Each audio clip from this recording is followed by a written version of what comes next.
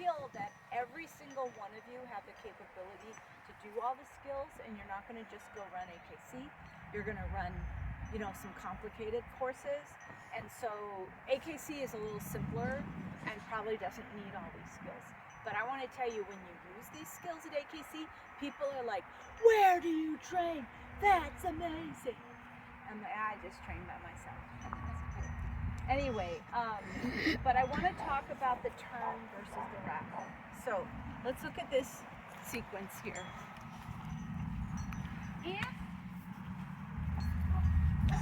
If I need the dog to turn to go to that jump, it is not a tight turn.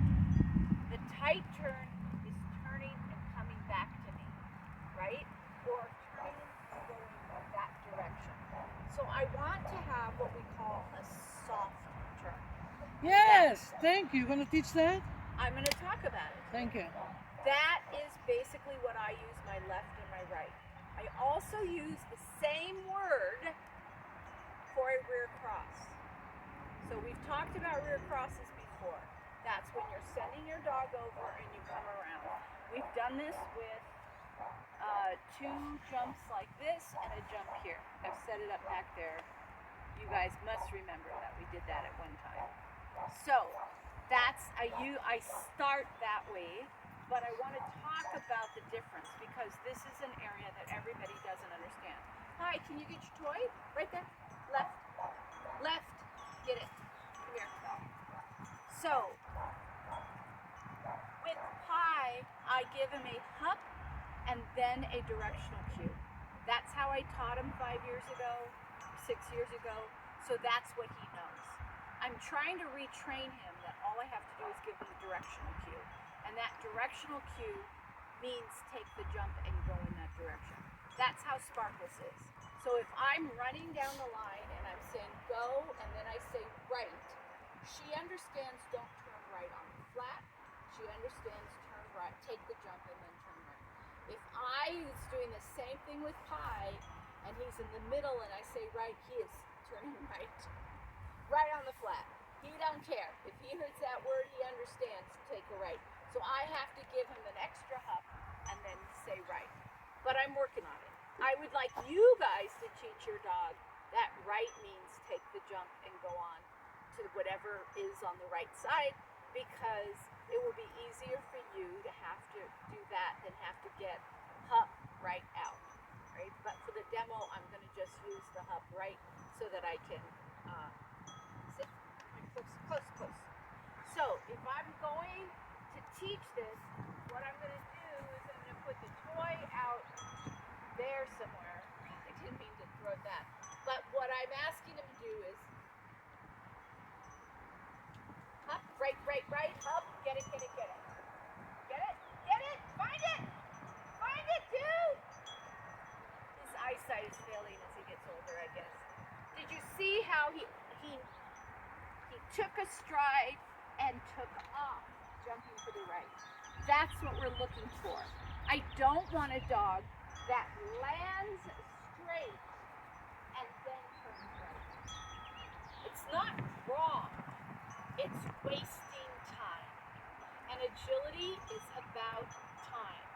So that's why I start the right cue immediately after I give the hup cue, because I want them to learn that what I'm looking for is for them to take that extra step here so they can turn.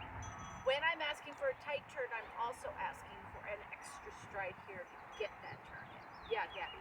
So, do you say hop right, go, or hop after, or you just say hop right? Well, and then he's supposed to take here that. I say right for the direction. Yeah. And then I would either say go or hop. Okay. So Depending on you how do far say away hop I am. over there. Okay. Yes. Got it. You have to give a cue for the next obstacle. Okay. Perfect. Right? I mean, if this was a right and then a line of jumps, I would give him a go. Got it. But this really isn't that jump. Even though it looks like it's the next jump, it really isn't. Because if I turn him right and he's jumping, he's actually jumping between the dog walk and the tunnel. So you really have to understand the dog's line so you know. So if I want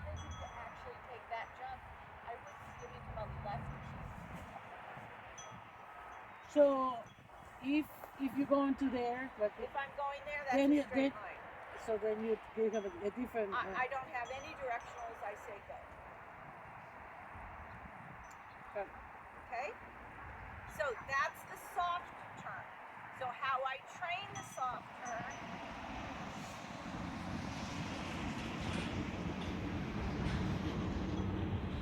is I just come over here,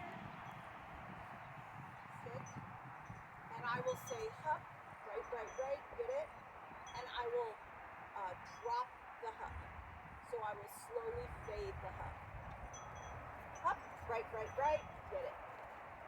Okay? That's how I teach that. And then I want to be able to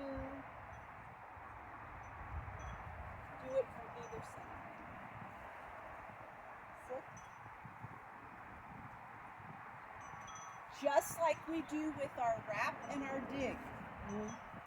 I'm also going to ask for directionals, even if I'm not on the obvious side. Up, right, get it. Does that make sense? Yes, ma'am. I have a little frame thing. Does that make sense from one of my students? Because I say it so much. So I have a question. How come we don't teach the dogs? This is much easier than in wrap and all that, and all that. How come we don't teach the soft first and then this stuff? Because actually the soft cue is much harder. It is? Yes, and I want to teach decel and tighter turns. Well, the soft turn is easier on the dog's body, Uh-huh. but if that's the first thing they learn, that's all they're going to do. Got it. So we want to teach tight turns first, And then- because as puppies they're flexible and we can get them turning tighter because they'll lose that flexibility as they get older. I guess. So this soft turn is a prelude to the rear. it is a rear cross Yeah, cue, rear but that rear cross cue, depending on where you are, is not a rear cross cue. So the right turn is the same whether it's a rear cross or Right. just a right. Does that make sense? Shoulder turn. Okay? So I'm not going to add any of the handling that goes with these cues right now. I just want you to work these cues. Okay? So I'm going to add soft turn to the last thing that we did, but I don't need a drawing for it.